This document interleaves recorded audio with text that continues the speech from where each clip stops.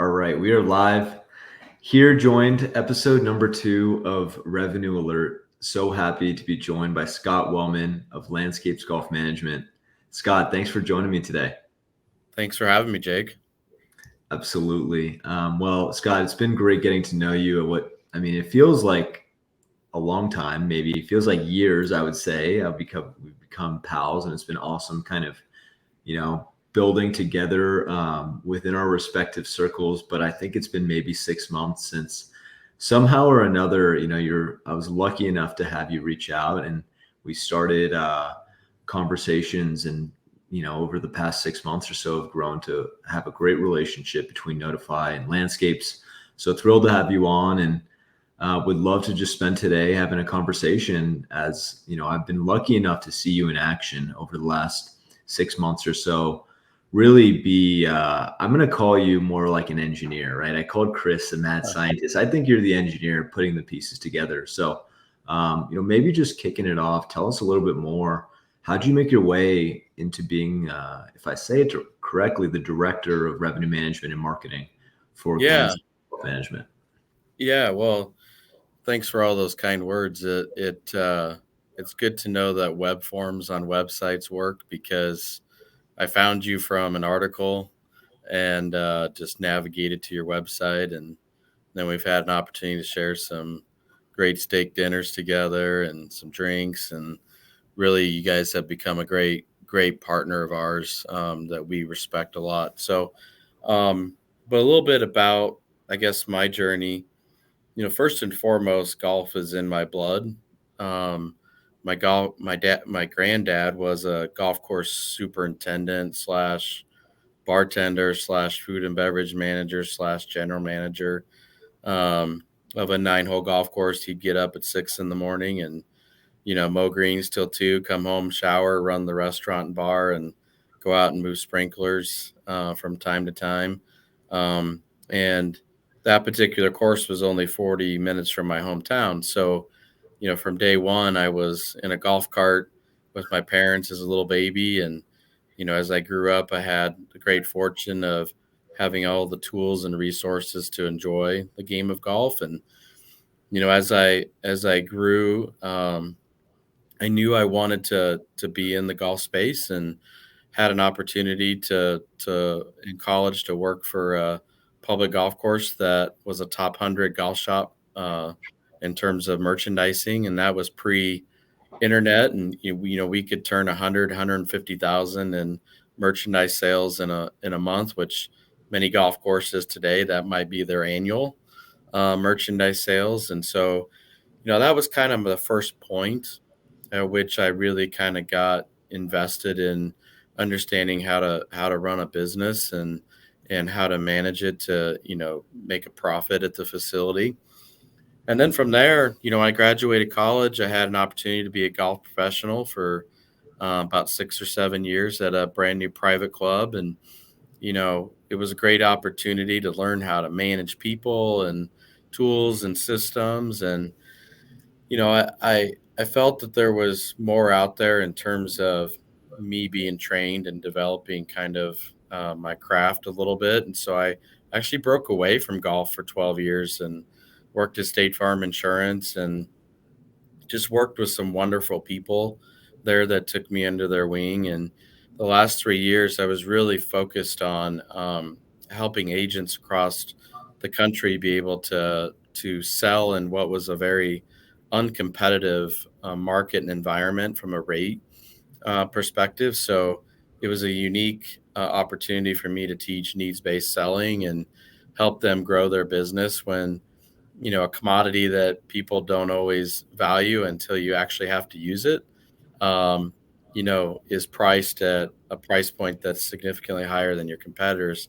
That's a pretty tough position to be in. And so I really enjoyed that. And then this opportunity came up at Landscapes to be the director of marketing and revenue management. And, it's been a great opportunity for me. I did have a marketing degree. So this is actually the first time I'm actually probably putting that degree to good use. But it's an awesome opportunity to be able to work with so many golf courses and helping them be successful, in their revenue journeys.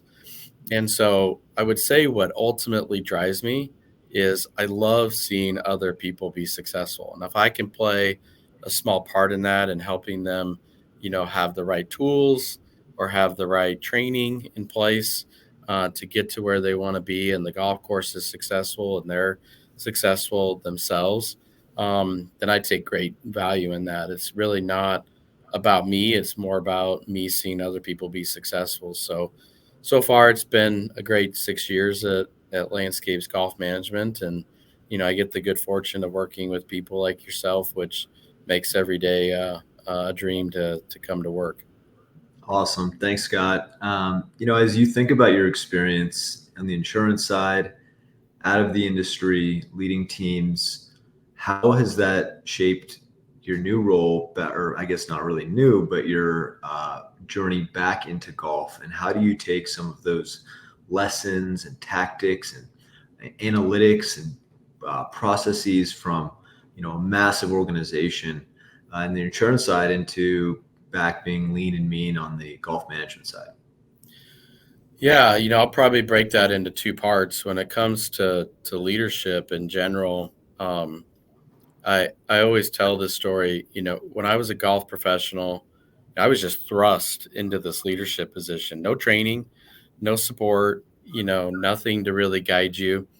And there are days that I reflect back on my leadership style, and I honestly cringe. And I honestly think, gosh, did I really say that? Did I really do that? Because that can't be right. And but State Farm had a really nice structured system in place that allowed me to have autonomy as a leader, but also had some guidance along the way. And you know, I always have said that a good leader is somebody who likes helping people, and if you don't like helping people, then you probably should get out of leadership because that's what it's all about. And then the data analytics side is interesting because the last, gosh, probably 8 years, I was in data analytics in different forms. The last 2 or 3 years was in competitive intelligence. And it was really about, how could we provide resources and knowledge that would be impactful at the point of a sale, right? So it was about things that we could do for agents that would help them identify an opportunity or help them identify something that if they change this, you could be a little bit better.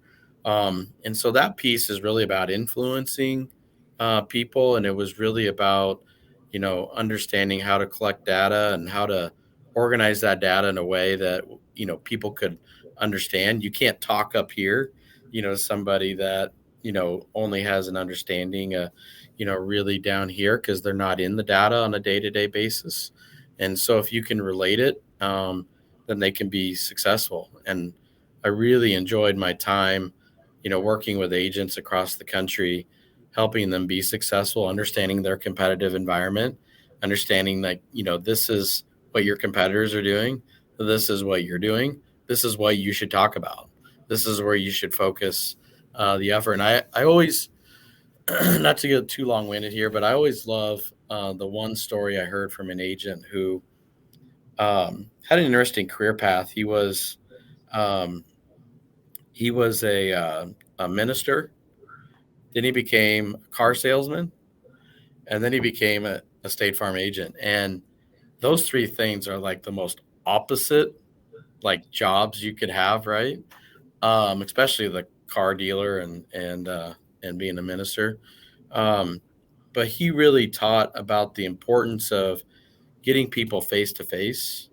In today's world, it's real easy to hide, behind an email. It's easy to hide behind a social post. But if you're selling something important like a banquet, a golf outing, a membership, you really need to have that conversation face to face. And that conversation really needs to start with understanding who they are.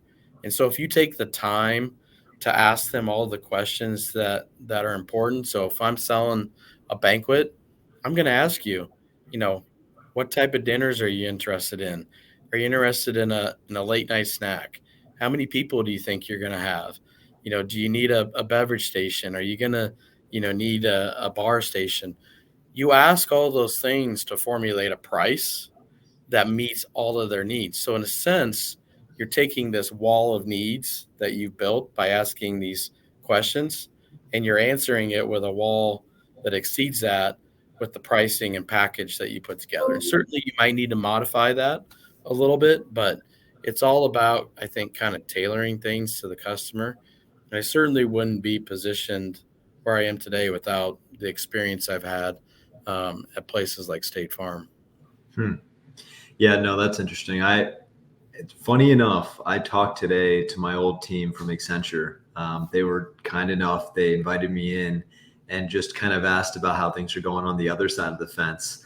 My old job, not too dissimilarly, where you were in competitive analytics and thinking a lot about creating value and selling products and understanding the customers.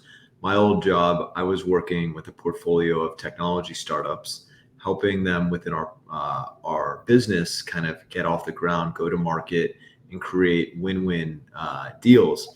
And so it's just funny, like talking to the team and telling them, yeah, now I'm wearing the founder hat, and here's kind of what's different, but here's what's the same is I always say you have to create. You want to provide a service that's really like an Advil for a headache.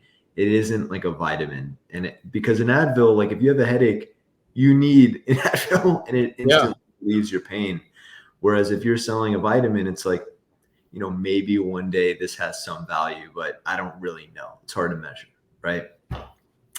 But I'd love to ask you, as you think about your job today, as you think about where you're going, what are the biggest trends that you see coming down the pipeline in revenue management in 2024?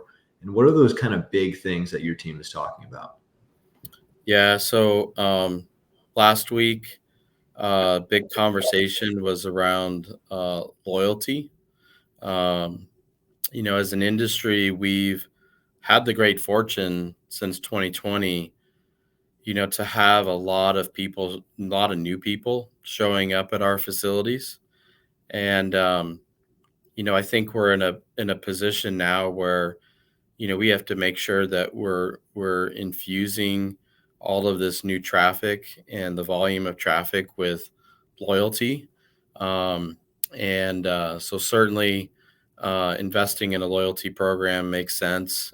We have a metric that we share internally that comes from our data warehouse that 57% of the people that visit us in 2023 played golf one time. So the compound effect of getting them to play a second time is massive. And then I think, we've been, like many people, when you hear, are you using AI? A lot of hands go up, right? Are you really actively using AI on a regular basis? Probably 70% of the hands go down, right? People are still trying to wrap their heads around that. We're very focused with a council that we've recently put together to really kind of hone in our craft and make sure that we're always in tune with different AI tools that are available, and how do we leverage them and how do we safely leverage them, because the security around this is going to be just as important as you being able to leverage it. And so I'm kind of excited to see, where that goes for us in 2024 and how that helps us out. And then one thing that's always been, I think, a mainstay at Landscapes Golf Management has been this focus on being creative and continually innovating ourselves. So, if that means, an anytime golf league that one of our facilities created a couple years ago, that's now churning about an extra $100,000 at the facility um, I know this isn't super creative, but certainly is a big component of what a lot of golf courses are considering, but simulators and driving range experiences. And so I think when you bring kind of those three components together for us, that's what kind of we're focused on in terms of, trying to drive, additional revenue in 2024. That's awesome. It's interesting. I had the chance, obviously, to go to your office and kind of see some of I almost feel like it's the master plan, right? And I was telling you before we started recording, is I kind of see you as like an engineer, and you've got all the puzzle pieces and you're just trying to get them to all fit together, right? Because, in the ecosystem, there's a lot of folks who do a lot of things, and then there's specialists who kind of have their own capabilities. I wonder for you, I think a lot about the art and the science of it. And you kind of alluded to maybe the science of the revenue management, the science of the AI, the science of the loyalty. There are tools to achieve that. But then there's just the art of a good idea and coming up with something new. How much of your role do you think, and maybe the landscape's way, is art versus science? Yeah, great question, because I think for us, my first few years, it was much about the science, right? It was about building this technology stack that could build in automations, and it could work together. We could reduce the number of softwares that we're working with. Um, but now that that's built, and now that you're starting to infuse AI a little bit, to me, a lot of it is about the art, right? It's about how do you interpret the things that your systems and tools are spitting out. It's about the creativeness of how you try to address those things. Um, and I look at it this way, Jake, and I'll even give you guys a little plug here. I look at it, in terms of revenue generation. There are things that fill your T sheet, and there are things that help you take advantage of your T sheet once it's filled. And so, you've got companies like Noteefy, the loyalty program I mentioned that we're using, Kangaroo Rewards. Um, those are tools that are helping us fill our T sheet, right? Which is kind of the first step. And once your T sheet is filled, then it's about how do you maximize it. And so you've got companies like PriceSwing that we work with that help you dynamically price that T sheet so you can maximize the revenue that's coming in on that T sheet. And so a lot of the science for us has been developed. There's still a little bit of it today. We're always, I've got a couple new integrating partners that I'm working with now that we're trying to bring into the fold. But at the end of the day, a lot of it is art now. And how do we leverage all of this? How do we move it forward? What do we make of it? It's really on us. And I've said 2024 is a big year for us because it's about really starting to move the needle with everything that we've built, right? Which I think is industry leading in many many ways. And I'm excited to really kind of start to prove it out in our results and so forth. Does it ever feel like analysis paralysis almost, where you've got so many tools in the toolbox, and you've got almost one key North Star KPI? I mean, there are many, right? But you're kind of measured by rounds and net top line. And what is the almost looking at the causation of that demand, right? Of how did each of these variables contribute to this one number? It could just be that weather was awesome this year, or it could be that the seven pieces of the puzzle, technology wise, are moving the needle. And realistically, it's probably some combination. So do you have any way of separating kind of the signal from the noise, and causation versus correlation, and Yeah. trying to think through well, I mean, I would probably have some sort of analysis paralysis here where, it's hard to understand what is and what isn't working. Yeah, like well, I guess I didn't mention this earlier, but my time at State Farm, we did a lot of that type of analysis. And I wouldn't say that we are 100% of the way there today, because the difficult thing in our industry was just to get your data centralized. And if there's anything that people should take away from this podcast today, it is the very first step in this process is centralizing your data. And so you need to work with partners like Metolius Golf, who can build those data warehouses for you. You need to work with partners like Lightspeed, who can easily port that data to somebody like Ross. And then once you have it there, what we've done to try to simplify it, Jake, is give our folks some dashboards, some business intelligence dashboards that are highlighting the key KPIs. So things like, average spend by customer, and, who are your top spenders at your facilities? What are the top products that are selling? What are the top margins? I always use this. I used this example just the other day at the PGA show. One of our partners, Cleveland Strixon, the Strixon golf ball is by far the highest margin golf ball in our portfolio. So, you know, how does that shape our buying behaviors? Obviously, there's some customer demand to consider too, right? But certainly one could argue that in the value ball space, that having a partner like that, that you can earn higher margins on, is going to help you drive more revenue at your facilities. So, we're trying to kind of dumb it down in these dashboards, but also understanding that the data warehouse allows us to do whatever we want analysis wise. And there's a part of me that hopes that AI evolves quickly in this space, because I think AI is really, really good for, social posts, chat conversations, emails, those types of things today. But when it boils down to it, it probably needs a little time and it needs a little massaging before it's really ready to help us on the data side. But as a golf course, if you have your data in a warehouse, then whenever that time comes that it's safe and there's a tool and there's a way to use AI to analyze your data, you're positioned and you're ready to do it. You're not scrambling at that point to try to figure out how to organize your data. So, those dashboards are great because we can focus on everything: rounds, revenue.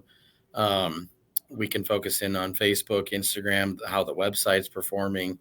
How are we doing from a net promoter score on our surveys? So it's really quite slick in making it easy for our operators to come in the morning. Hey, this is how my business is performing. This is where I need to get better. And I always try to get them to kind of, I use the term reduce it to the ridiculous, right? So if you had 2 inches of rain yesterday, which hopefully you guys are okay there in California. Yeah. But when you have that much rain, you've just lost that much revenue compared to budget, right? So to me, it's not about waiting 45 days for a financial statement to come to find out that, your performance was XYZ below what you had expected. To me, it's about understanding the day to day and say, hey, guys, we were $2,000 behind yesterday because of the weather. How can we be $2,000 better over the next 7 days? And that to me is a more palatable conversation than getting a financial statement and saying, gosh, we're behind by $20,000. How are we ever going to make that up? So that's kind of how I think we approach it, Jake. And it seems to make a lot of sense to our folks. That's awesome. As you've probably seen a lot, both at landscapes in your insurance days, and then before that in your, on the ground floor of a golf course. What are some of the biggest mistakes you've seen operators making, and maybe in this day and age? Like, is there anything that you're seeing that you think is misguided, or what are the biggest big rocks to avoid if you were, a revenue manager today? Yeah, I think a couple things. I really hate the term "we've always done it that way." Um, I think we're in a unique position in our industry that we didn't know was going to happen, but it did, and the popularity of golf couldn't be at a higher point than it is today.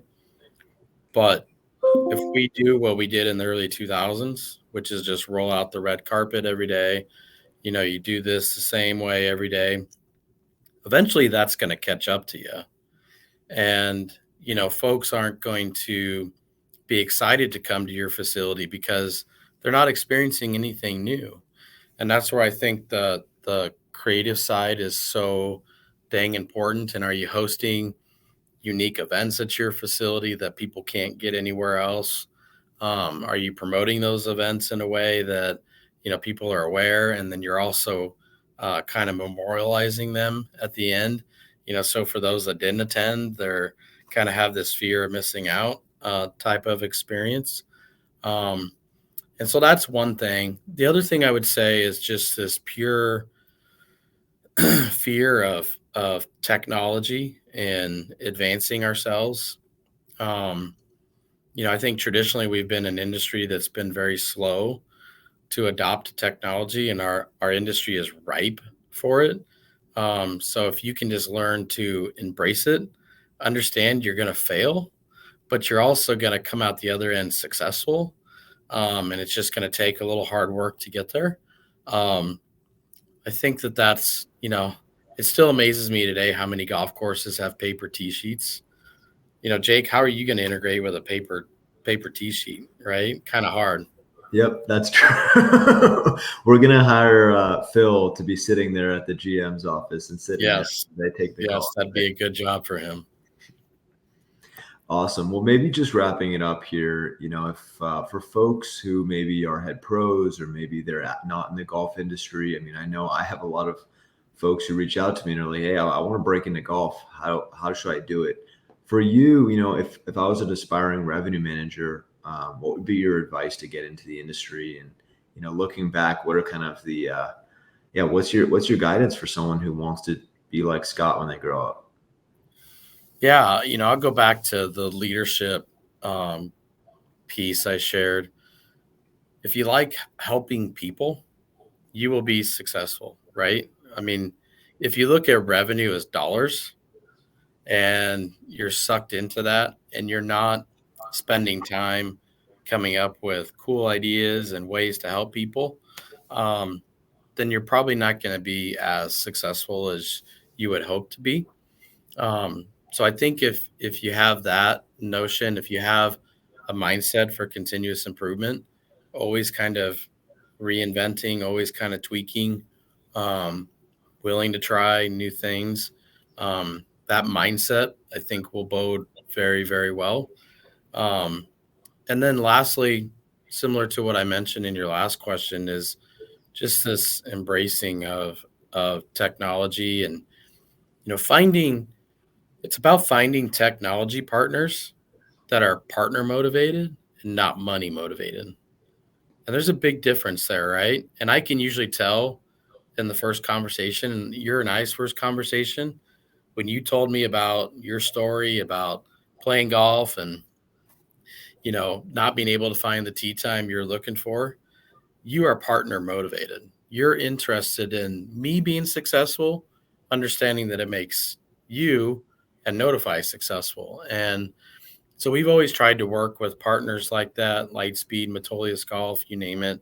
Um, we've always tried to identify at Landscapes the partners that kind of see that through, because that's who we are as a company. We have great values, and one of those values is take care of each other. And I've always said that value bears itself out with our vendor partners. And so we try to find people like yourself, Jake, that kind of have that same vision, and it it will never fail if we have that type of approach to things. So those would be the things I think that would be important for somebody looking to get into it. And obviously, if you have somebody that watches this podcast and wants to learn a little bit more, I'd be happy to spend some time with them too. Awesome. Oh, I appreciate that, Scott. And I would highly recommend everybody get on the road, find yourself in Lincoln, Nebraska. And if you did, go get a nice steak and some whiskey because Yeah. you know, I don't want to offend the Texans out there, but I think you know, Nebraska steaks is about as good as it gets. And I'm also glad that in your neck of the woods, walking around with cauliflower ear actually is a attractive thing, whereas usually in my neck of the woods they think it's a birth defect. So I do appreciate the time, Scott. Always enjoy connecting with you and appreciate your partnership. So thanks for the wisdom today. Yes. Thanks for having me, Jake. It's been a pleasure. Absolutely.